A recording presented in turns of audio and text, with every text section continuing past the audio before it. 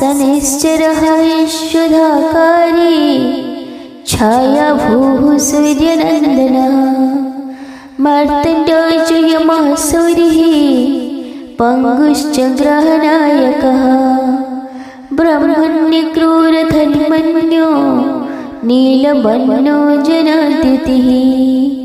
ॐ शं शनिश्चराय नमः। ॐ शं शनिश्चराय नमः। ॐ शं शनिश्चराय नमः। कर्मण्येवाधिकारस्ते मा फलेषु कदाचन मा कर्मफल हेतुर्भूर्मा ते संगस्तु कर्मणि। ଏହି ସଂସାରରେ ସବୁଠାରୁ ମହତ୍ୱପୂର୍ଣ୍ଣ ଅଟେ କର୍ମ। ଏହା ମଧ୍ୟ ସତ୍ୟ ଭାଗ୍ୟ ପୂର୍ବରୁ ନିର୍ଦ୍ଧାରିତ ହୋଇଥାଏ। ଶନିଦେବଙ୍କୁ କର୍ମଫଳଦାତା କୁହାଯାଇଥାଏ। ତେଣୁ ତାଙ୍କ ଅନୁସାରେ କର୍ମର ଆଧାରରେ ଭାଗ୍ୟକୁ ମଧ୍ୟ ପରିବର୍ତ୍ତନ କରାଯାଇପାରେ। ଏଥିପାଇଁ କର୍ମର ସ୍ଥାନ ସର୍ବାଗ୍ରେ ରହିଛି। କର୍ମ ଭାଗ୍ୟର ଲେଖନୀ ମିଟେଇ ପାରେ, କିନ୍ତୁ କର୍ମର ଫଳକୁ ମିଟେଇ ପାରେ ନାହିଁ। ତେଣୁ ପ୍ରିୟ ବନ୍ଧୁଗଣ, ଶନିବାର ହେଉଛି ଶନିଦେବଙ୍କୁ ଉପାସନା କରିବାର ଉତ୍କୃଷ୍ଟ ଦିବସ। ଏହି ଦିନ ପ୍ରାତଃ ସମୟରେ ସ୍ନାନ କରି ଶନିଦେବଙ୍କ ମନ୍ଦିରରେ ତାଙ୍କ ମୂର୍ତ୍ତି ବା ଫଟୋ ଉପରେ ତେଲ ଫୁଲ ଆଦି ଅର୍ପଣ କରନ୍ତୁ। ଏହି ଦିନ କଳା ରାଶି ଅର୍ପଣ କଲେ ଅତ୍ୟନ୍ତ ଶୁଭ ହୋଇଥାଏ।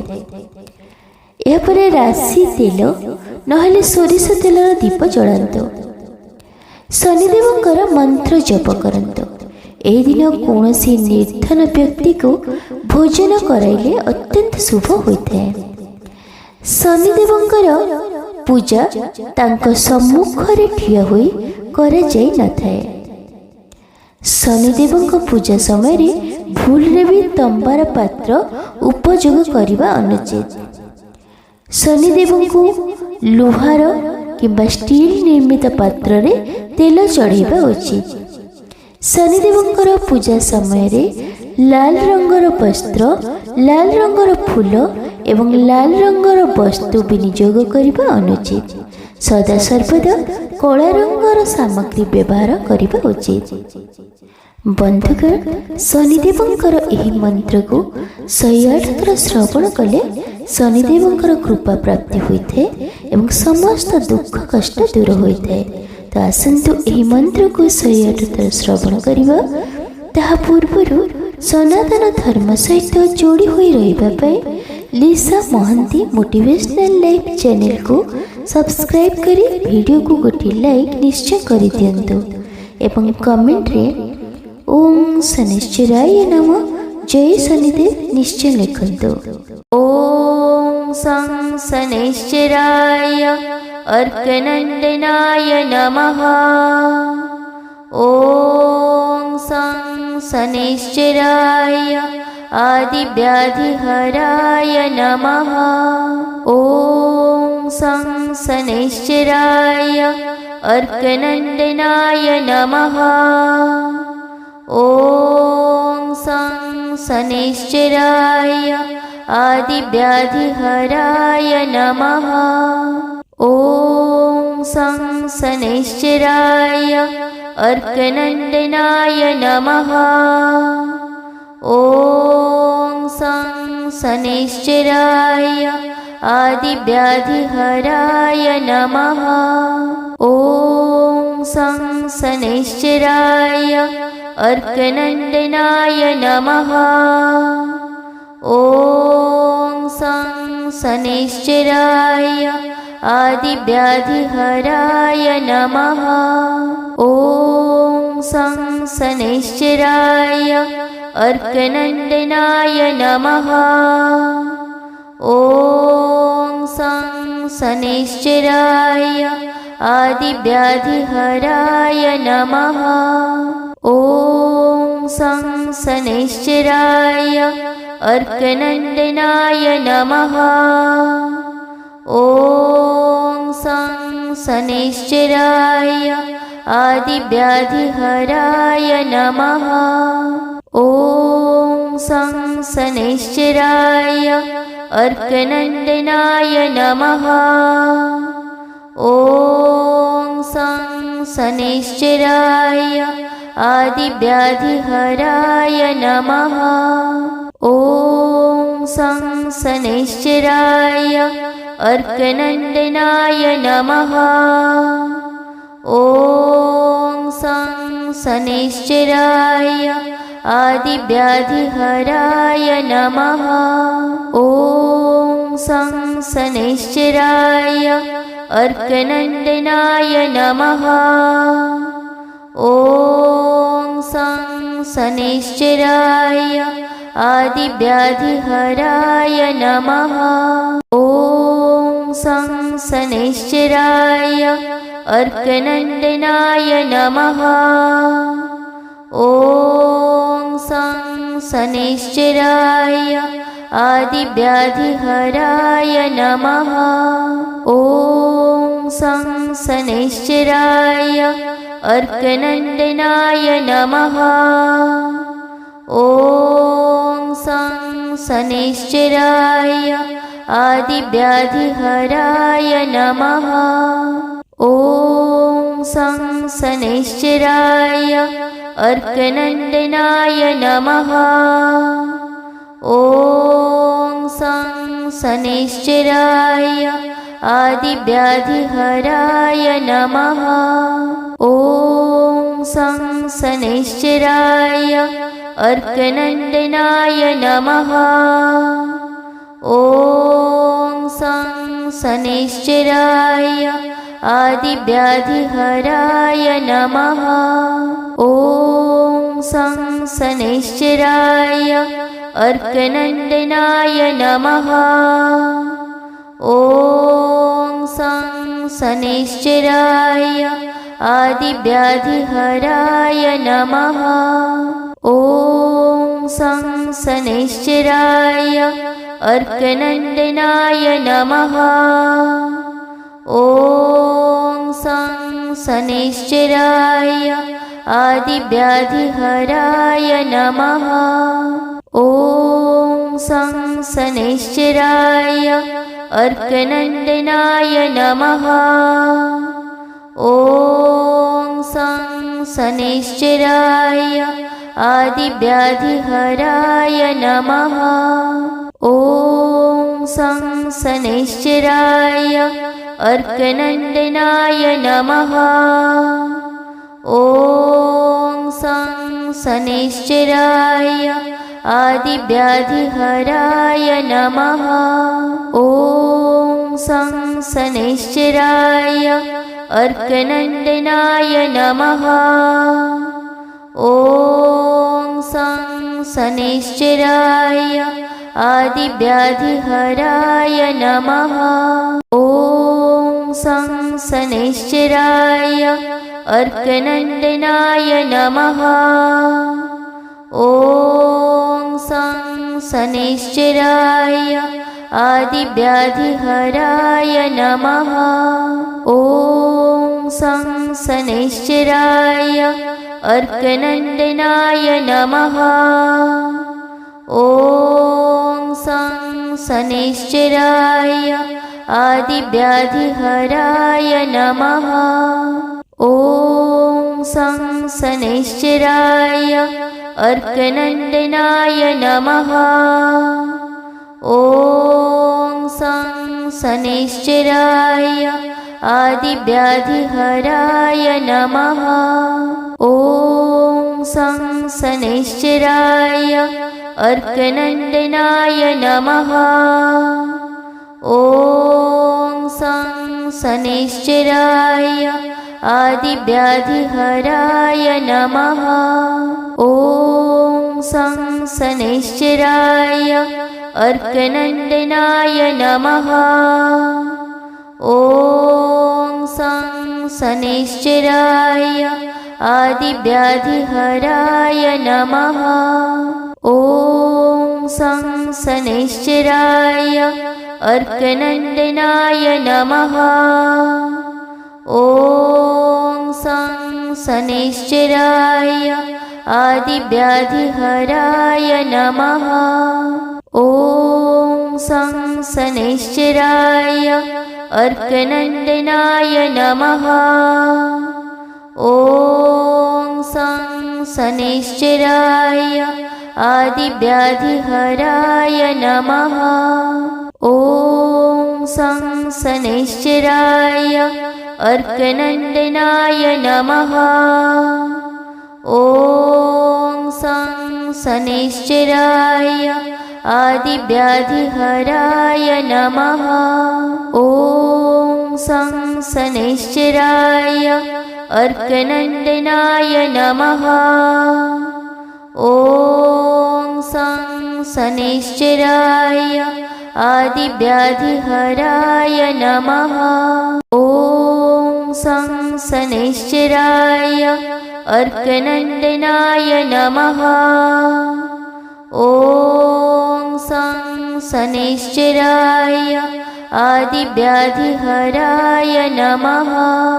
ॐ शनैश्चराय अर्कनन्दनाय नमः। ॐ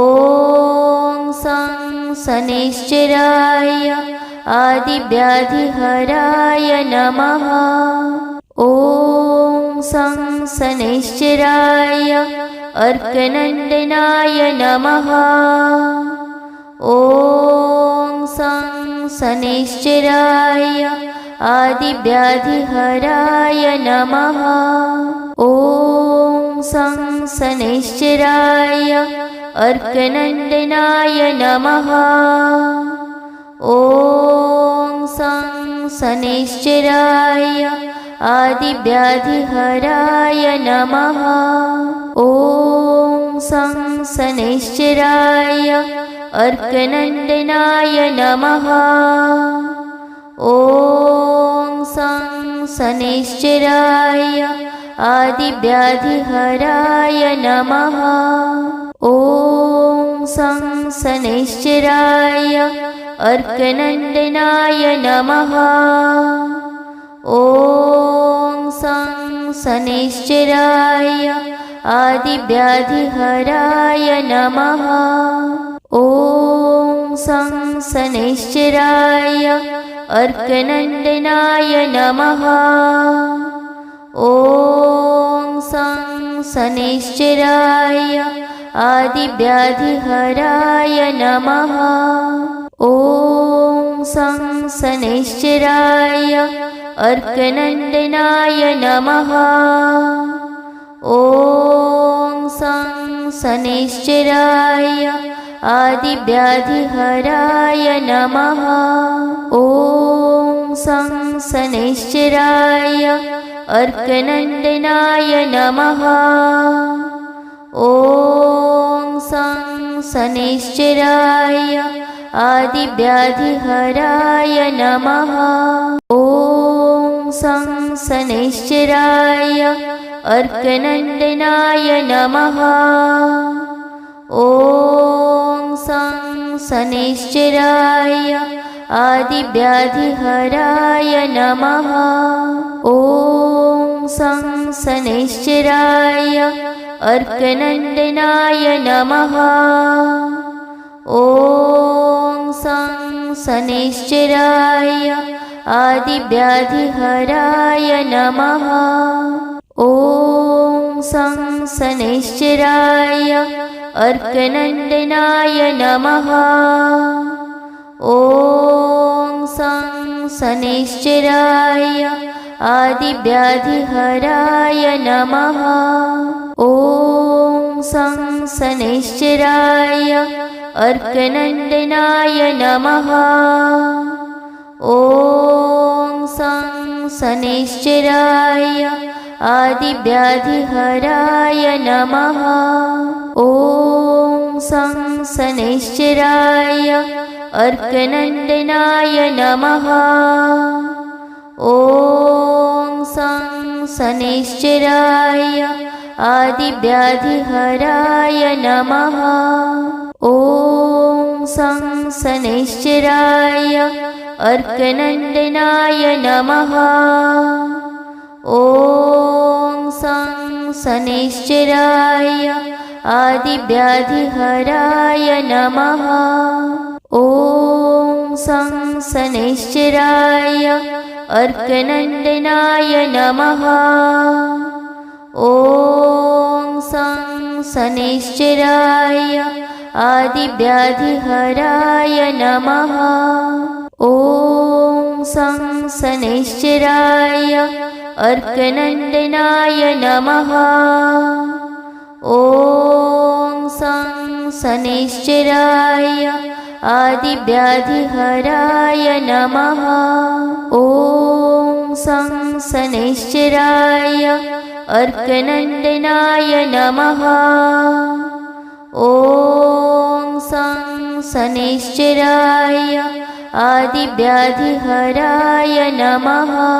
ॐ सं शनैश्चराय अर्कनन्दनाय नमः। ॐ सं शनैश्चराय आदिव्याधिहराय नमः। ॐ सं शनैश्चराय अर्कनन्दनाय नमः। ॐ सं शनैश्चराय आदिव्याधिहराय नमः। ॐ सं शनैश्चराय अर्कनन्दनाय नमः।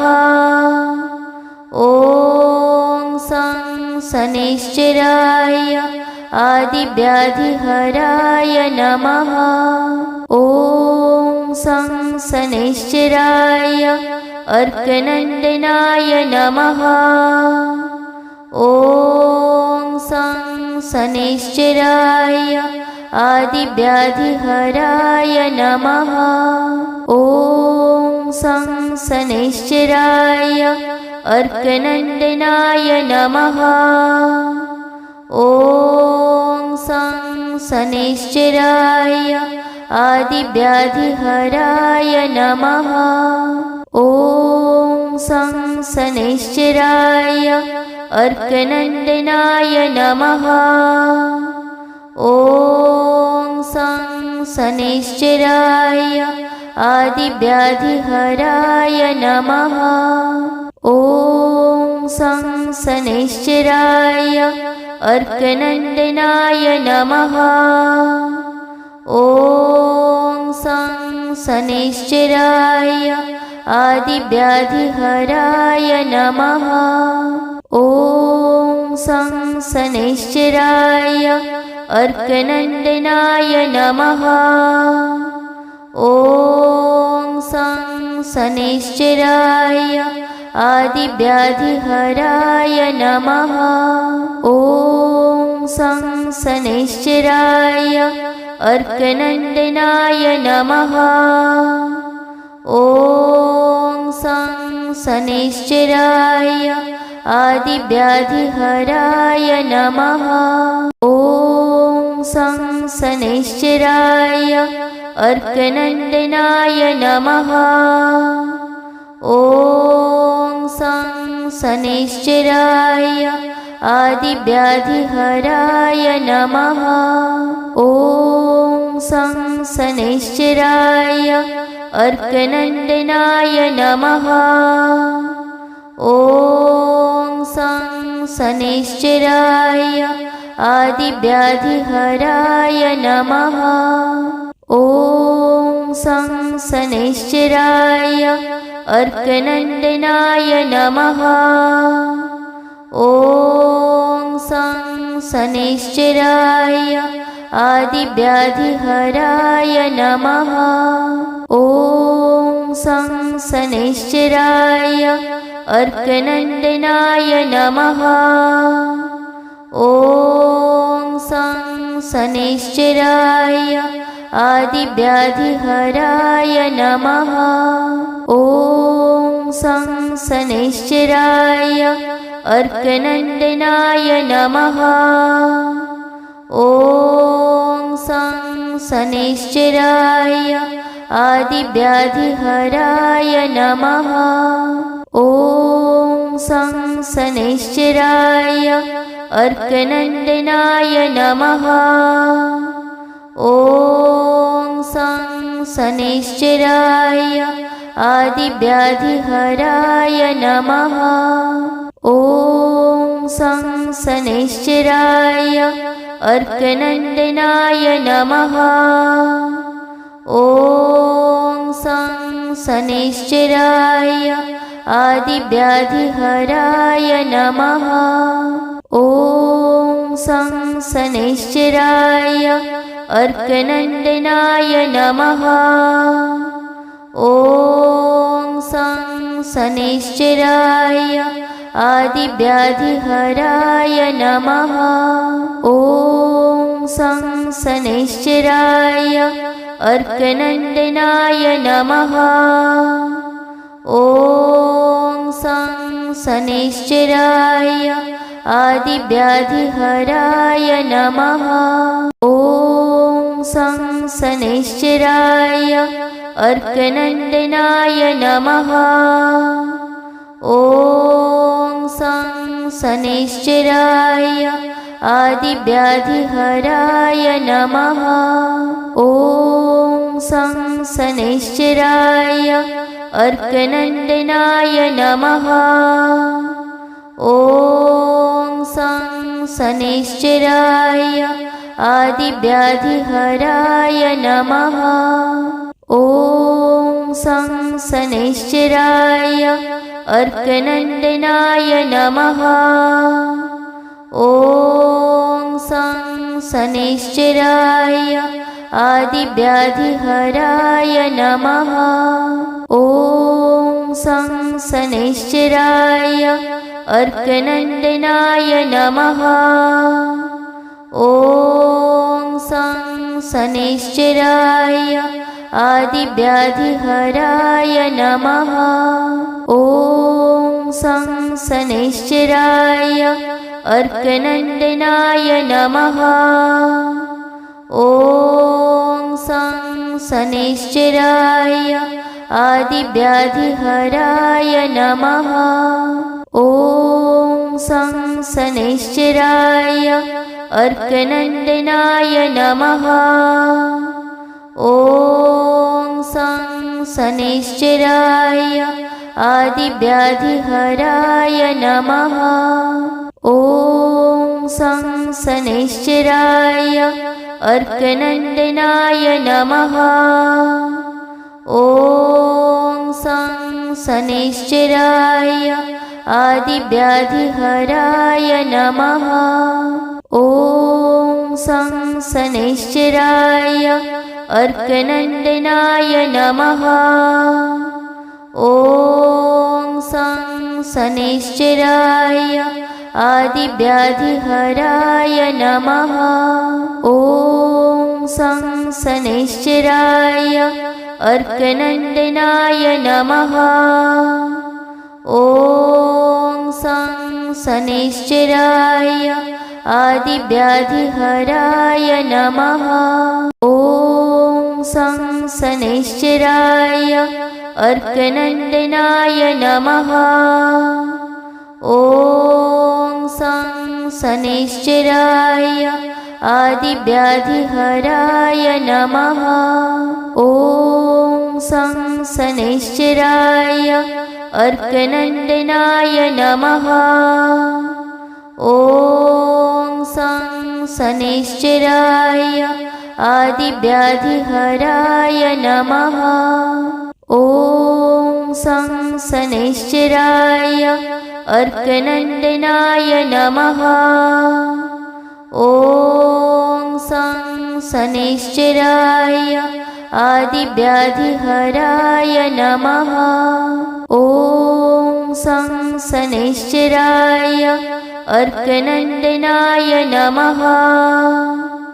ॐ सं शनैश्चराय आदिव्याधिहराय नमः। ॐ सं शनैश्चराय अर्कनन्दनाय नमः। ॐ सं शनैश्चराय आदिव्याधिहराय नमः। ॐ सं शनैश्चराय अर्कनन्दनाय नमः। ॐ सं शनैश्चराय आदिव्याधिहराय नमः। ॐ सं शनैश्चराय अर्कनन्दनाय नमः। ॐ सं शनैश्चराय आदिव्याधिहराय नमः। ॐ सं शनैश्चराय अर्कनन्दनाय नमः। ॐ सं शनैश्चराय आदिव्याधिहराय नमः। ॐ सं शनैश्चराय अर्कनन्दनाय नमः। ॐ सं शनैश्चराय आदिव्याधिहराय नमः। ॐ सं शनैश्चराय अर्कनन्दनाय नमः। ॐ सं शनैश्चराय आदिव्याधिहराय नमः। ॐ सं शनैश्चराय अर्कनन्दनाय नमः। ॐ सं शनैश्चराय आदिव्याधिहराय नमः। ॐ सं शनैश्चराय अर्कनन्दनाय नमः। ॐ सं शनैश्चराय आदिव्याधिहराय नमः। ॐ सं शनैश्चराय अर्कनन्दनाय नमः। ॐ सं शनैश्चराय आदिव्याधिहराय नमः। ॐ सं शनैश्चराय अर्कनन्दनाय नमः। ॐ सं शनैश्चराय आदिव्याधिहराय नमः। ॐ सं शनैश्चराय अर्कनन्दनाय नमः। ॐ सं शनैश्चराय आदिव्याधिहराय नमः। ॐ सं शनैश्चराय अर्कनन्दनाय नमः। ॐ सं शनैश्चराय आदिव्याधिहराय नमः। ॐ सं शनैश्चराय अर्कनन्दनाय नमः। ॐ सं शनैश्चराय आदिव्याधिहराय नमः। ॐ सं शनैश्चराय अर्कनन्दनाय नमः। ॐ सं शनैश्चराय आदिव्याधिहराय नमः। ॐ सं शनैश्चराय अर्कनन्दनाय नमः। ॐ सं शनैश्चराय आदिव्याधिहराय नमः। ॐ सं शनैश्चराय अर्कनन्दनाय नमः। ॐ सं शनैश्चराय आदिव्याधिहराय नमः। ॐ सं शनैश्चराय अर्कनन्दनाय नमः। ॐ सं शनैश्चराय आदिव्याधिहराय नमः। ॐ सं शनैश्चराय अर्कनन्दनाय नमः। ॐ सं शनैश्चराय आदिव्याधिहराय नमः। ॐ सं शनैश्चराय अर्कनन्दनाय नमः। ॐ सं शनैश्चराय आदिव्याधिहराय नमः। ॐ सं शनैश्चराय अर्कनन्दनाय नमः। ॐ सं शनैश्चराय आदिव्याधिहराय नमः। ॐ सं शनैश्चराय अर्कनन्दनाय नमः। ॐ सं शनैश्चराय आदिव्याधिहराय नमः। ॐ सं शनैश्चराय अर्कनन्दनाय नमः। ॐ सं शनैश्चराय आदिव्याधिहराय नमः। ॐ सं शनैश्चराय अर्कनन्दनाय नमः। ॐ सं शनैश्चराय आदिव्याधिहराय नमः।